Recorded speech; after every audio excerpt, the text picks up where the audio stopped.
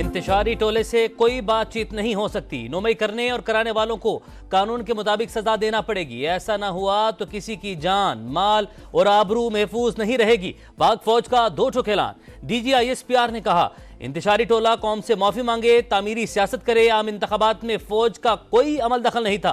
पाक फौज को सियासी मामलात में उलझाने का फायदा किसी को नहीं होगा।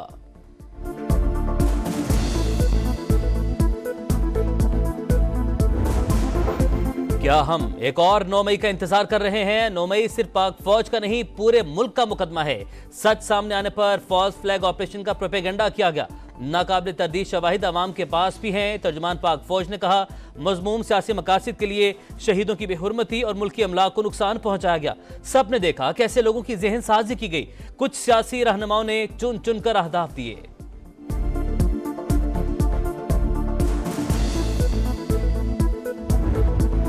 जुडिशल कमीशन वहां बनता है जहां इबहम हो। हम अदालती तहकीकात के लिए तैयार हैं। कमीशन 2014 के धरने और पार्लियामेंट पर हमले की भी तहकीकात करे। पता चले कैसे खैबर पख्तूनख्वा के वसाइल से इस्लामाबाद पर धावा बोला गया। डीजी ISPR की प्रेस कॉन्फ्रेंस, कहा इस बात की भी तहकीकात करें कि IMF को कैसे खतूत लिखे गए। इस बात का भी अहाता करे कि फंडिंग कहां से आ रही थी और कहां जा रही थी।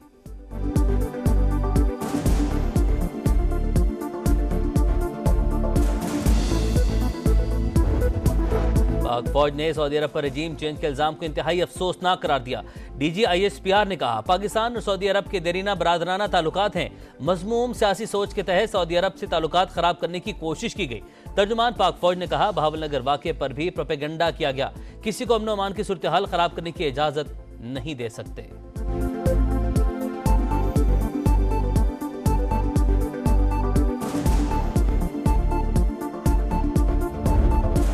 कलतम, TTP के दहशतगर्द अफगान सरजमीन इस्तेमाल कर रहे हैं। ठोस शवाहिद मौजूद हैं। आर्मी चीफ का वाज़ेह मौक़िफ़ है, अफगानिस्तान में दहशतगर्दों की पनाहगाहों पर तहफ़्फ़ुज़ात हैं। दहशतगर्दों, उनके सरपरस्तों और सहूलतकारों की सरकोबी के लिए हर हद तक जाएंगे। पाक फौज दहशतगर्दों की राह में आहनी दीवार है।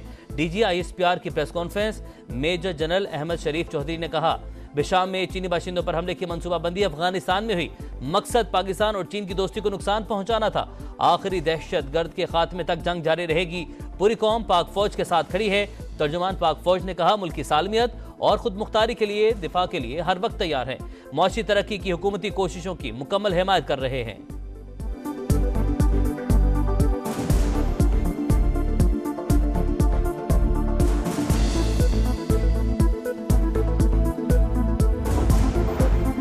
भारत अंदरूनी इंतशार से तवज्जो हटाने के लिए मंसूबाबंदी कर रहा है। LOC पर निहत्ते शहरियों को निशाना बना रहा है। पाक फौज ने हमेशा मुंह तोड़ जवाब दिया और देता रहेगा। तर्जुमान पाक फौज का कहना है, आर्टिकल 370 बरकरार रखकर भारत अक़वाम मुत्तहिदा की करारदादों की खिलाफ वर्जी कर रहा है और उसे कोई नदामत भी नहीं। भारतीय हुकूमत बैनुल अक़वामी जराइम में भी मुलविस है। भारतीय एजेंसीज ने हुकूमत की एमा पर हाल ही में पाकिस्तानी शहरियों को कत्ल किया, सबूत भी मौजूद हैं। पाक फौज का एक बार फिर मजलूम फलस्तीनी भाइयों से भरपूर यकजहती का इजहार। डीजी ISPR ने कहा, फलस्तीनी अवाम को पाकिस्तानी कौम की मुकम्मल सिफारती और इखलाकी हिमायत हासिल है। इसराइल के गैर कानूनी कब्जे के खात्मे के लिए फलस्तीनियों के मौक़िफ़ की हिमायत जारी रखेंगे।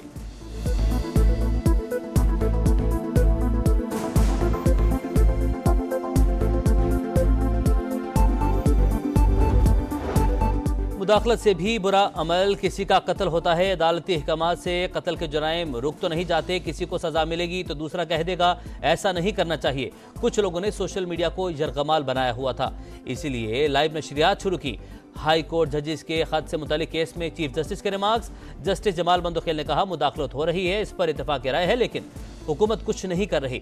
जस्टिस अतर मिनल्ला ने कहा, 3 नवंबर 2007 का इकदाम सबसे बड़ी तौहीन अदालत थी, लेकिन किसी को सजा नहीं मिली। आप चाहते हैं हाई कोर्ट का जज वो करे जो सुप्रीम कोर्ट नहीं कर सकती। वाकया धरना केस फैसले के बाद भी ना रुक सके। हाई कोर्ट के जवाबात 6 जजेस के खत से भी संगीन है। बताएं ऐसा क्या डर पैदा करें कि सिलसिला रुक जाए। वकला तंजीमों के वकला ने दलाइल में कहा, जजेस ने संगीन इल्जामात लगाए जो जुर्म के जुमरे में आते हैं। मुलविस अफराद के खिलाफ कार्रवाई होनी चाहिए। अटॉर्नी जनरल ने केस में जवाब जमा करवाने के लिए वक्त मांग लिया।